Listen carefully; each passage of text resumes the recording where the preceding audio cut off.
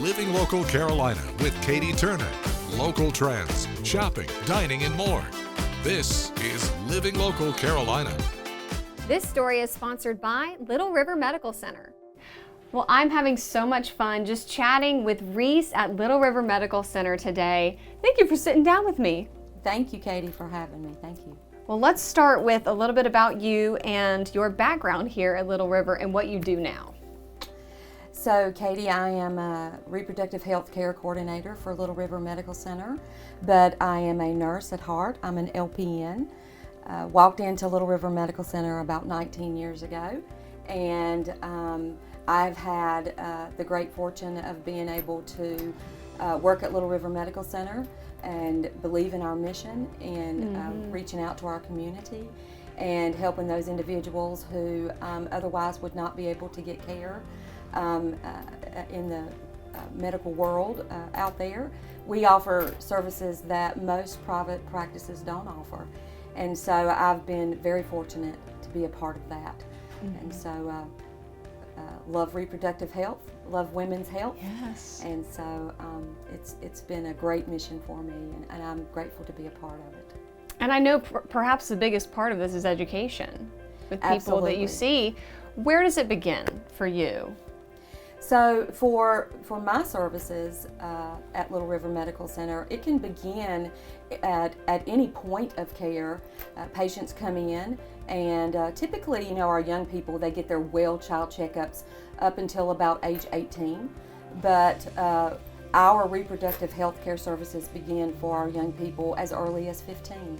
Okay. It can begin earlier depending on that young person's needs. But for us, it typically begins at about age 15. And reproductive health services or care can last you your whole life through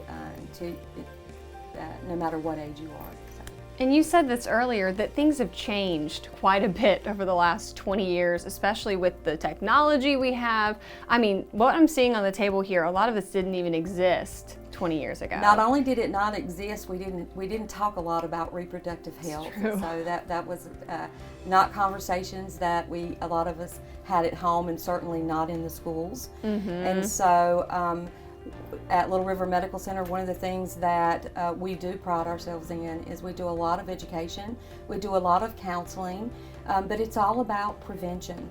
It's no longer about episodic care. It's about getting those age-appropriate services that we need all through the span of our life, and having meaningful conversations with our young people, with our young adults, and even our older men and women. Well, I do think that we need to let our community know that South Carolina is fourth in the nation for reported STDs. Yes. So it is so important that if young people are sexually active, or if you are sexually active and not in a trusted monogamous relationship, that you get tested for STDs at least annually or more often.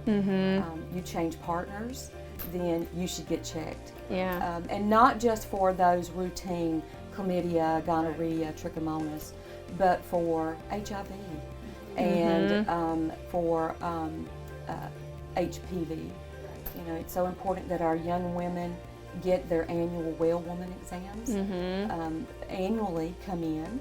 You may not need a pap smear every year, but you certainly need an annual well woman with a pelvic, get a clinical breast exam, and certainly age-appropriate other screenings at 40. Begin your mammogram. And unfortunately, we now know that syphilis in South Carolina is on the rise with our older population.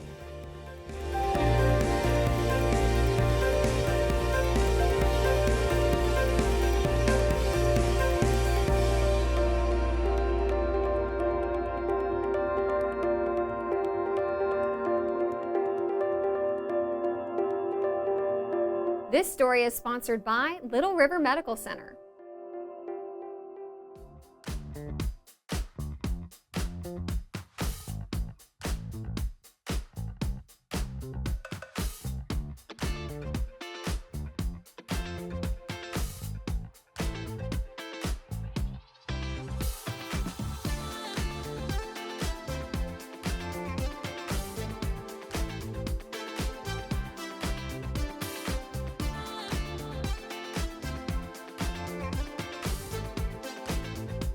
We'll be back right after this break with more Living Local Carolina.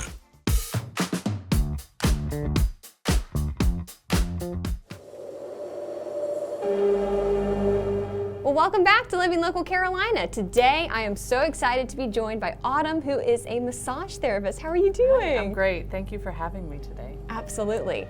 We're going to get some tips and tricks. She's obviously the expert when it comes to massage and taking care of yourself. But what are some things that you think our viewers need to be keeping in mind with all the things we do during the day that weigh us down and make us feel awful? Yeah, well, there's a couple things. First of all, the upper trap area, the shoulder blade area, I see a lot of people that come in with shoulder pain, and it's from all the driving and the texting and the keyboard working that internally rotates our shoulders and then creates all this tension in our traps. Yeah. So I can work on that for you. You come in, I can massage that, get all those knots out. I can find knots you didn't even know were there, and that helps to bring the shoulders back and relax everything. Yes. It's so hard to remember to do that all the time because we're so used to looking down at our phones, and it feels kind of awkward to hold your phone like this, it up but at eye level. It is better for you, right? It is, to keep your neck straight and not looking down. You gotta do the double chin. Yeah, I know. You just think no double chin. Goodness. So when people come to you, what are some of the ailments that they typically complain about? Because I know that some of these tight muscles can cause other things too. Yeah, absolutely. Headaches are a big one. So the tight muscles in the upper trap, the neck area, causes a lot of headaches. We've got the SCM muscles that run from behind the ears down, and we use those all the time to rotate our necks. When they get tight, it can cause migraines. I do a lot of neck work, especially on this SCM muscle. Lower back pain, you know, the piriformis that sits under the glutes can cause lower back pain, sciatic nerve pain. So those are the main things that I see in my practice. And what are some of the general benefits of massage? Relaxation, lymphatic flow. So you want to break up all the toxins that are in your body, and then drinking water after the massage. That's why it's so important, because it just gets all that crap out of your body, and so it doesn't resettle and create new problems.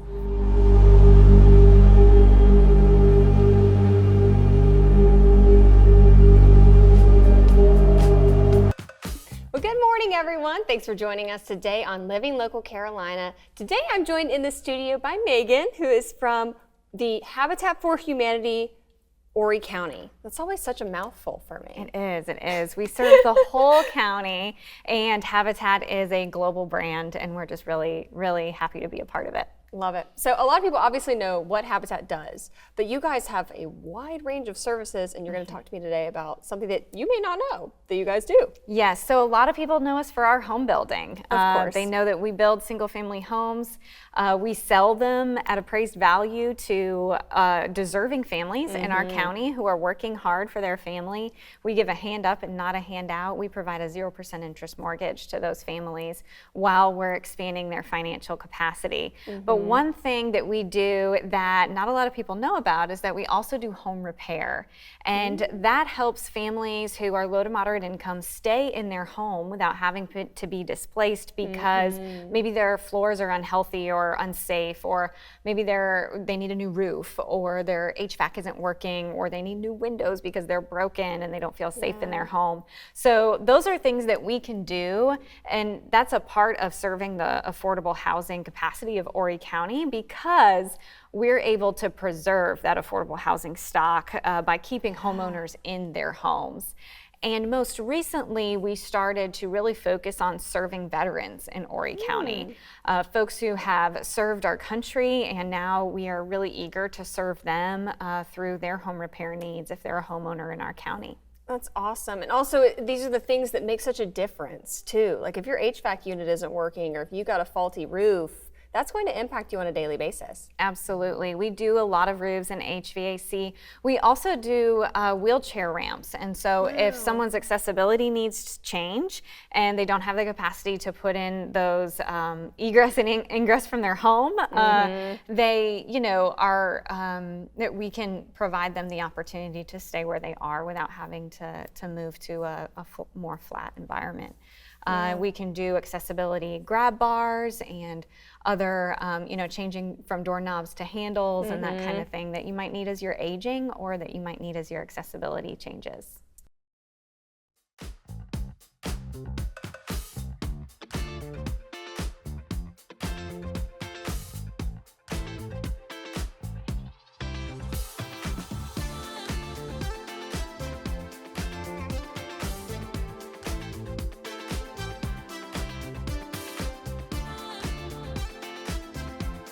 We'll be back right after this break with more Living Local Carolina. Well, we are talking about Double Dutch today on Living Local Carolina. I'm joined by these two ladies from the Myrtle Beach Double Dutch Club. Good morning, y'all. Good morning. All right, let's get into it. How did you guys even get to be a part of this club? This is the kind of thing that you think about, you kind of stop doing Double Dutch when you become an adult. It stinks, but you know what I mean? A couple of years ago, actually, a lady in the community named Kim Clora, she had made a post about ask people to come jump out in the community, and I saw the post and I met up with her. It was that time we were out in Market Common in Valor Park. Met her and we started jumping. And then we wanted to grow the group, so I went ahead and posted it as well, and I know Davina and several other ladies saw it. And we just started to get together every week and we started jumping. Yes. And for me, I was literally just laying in bed, like trying to find something to do. And I kept seeing the Double Dutch post pop up. And I was like, I want to join that. And when I joined, we all kind of just came together. I think Kim was doing something at Charlie's Place for like her cancer foundation. But we just started jumping rope and we just like blended and meshed instantly. Yep. So the club, how big is it now? So we do have a group pretty much. The size will vary because with the group we have people who come to town. So we have a Facebook group, Myrtle Beach Double Dutch. So people, it may have maybe over 100 people in that group right now. Oh, wow. So there are people who are like, well, I'm joining now, so when I come to town, I can find you guys. We do have local members, maybe about 15, 20 people who kind of rotate in and out. When they're able to, schedules permit, they'll come and join us on the weekends to jump. Sometimes we meet Saturdays, Sunday afternoons when we're available, and we have a good time. Yes. And just to mention, so even with the Double Dutch, we have jumped in 3 parades. We've done the MLK parade. We've also jumped in a Christmas parade, which was really fun because we got to dress up, and but it felt like a marathon because we were like walk, jump, dance, run, walk, jump, dance. It was our first. Yeah. I can imagine this is also a great way to work out too, right? Yes, absolutely. And what was the last parade that we did? The Juneteenth. Juneteenth, and we did the Juneteenth Okay. parade. Yes. So did y'all grow up double dutching, or was this something that you found later in life? I did grow up double dutching in Brooklyn, New York. So as a Wow. school-age girl, we used to do something called Jump Rope for Heart. So in school, we used to do that. We did competitions. I watched my older sister teach me how to jump, and I started doing that, and I hadn't jumped in over probably 20, 25 years. So when I saw that post, I was like, Double Dutch. I used to do that. Can I still do that? That's cute. And you still got it? Still got it. Wow. And we didn't have an organization. It was a childhood play for us. Yeah. We just went out and started jumping. We would make up songs, and that's why, so I'm the top jumper because I've literally been jumping since I was a little girl. I love Just it. in the neighborhood streets of Philadelphia. See, I honestly have never double dutched in my entire life. I'm a very clumsy person, so you guys need to give me some pointers, honestly. Well, listen, we can teach. We literally teach people Good. within minutes. I've taught people how to turn and jump with some of our other jumpers in minutes, so we can definitely show you. We definitely have people, whenever we jump in the community, come and be like, because we'll see you, if we see you looking, and we'll drag them over, and they'll come, and we'll take the rope one by one, start them slow, start in the middle, hop, and we'll get them jumping, we'll get them turning, and it's a good time. All ages. So don't be afraid. Ladies, men, even the men can jump. Yeah. We Love it. recently did at a dance performance that they had here for a whole weekend. We've had the men get involved. We were jumping at the beach. Women that haven't jumped at all or ever before just kind of started turning and jumping. So it's for all ages. that. Don't be afraid to start. Then I'm All right? about to even get children involved. Yes, My the children have kids. gotten involved in it too, so it's nice to see the tradition continue. I love that. I love jumping with the kids. Oh That's my so gosh, fun. it's so fun. It is. Well, how can people get involved and join the Facebook group and meet up with you guys? So like I said, on Facebook, it's called Myrtle Beach Double Dutch. So you can just search for us there, find it, join the group, keep up to see where we're going to be at, and join the fun. Yeah, it's ever evolving. Don't forget to like our page on Facebook and follow us on Instagram and Twitter. How to use the QR code. Just open the camera app on your smartphone, iPad, or tablet. Point your device at the QR code so the QR code appears on your screen. Your device will recognize the QR code and show you a notification. Click that notification and you'll come to our website.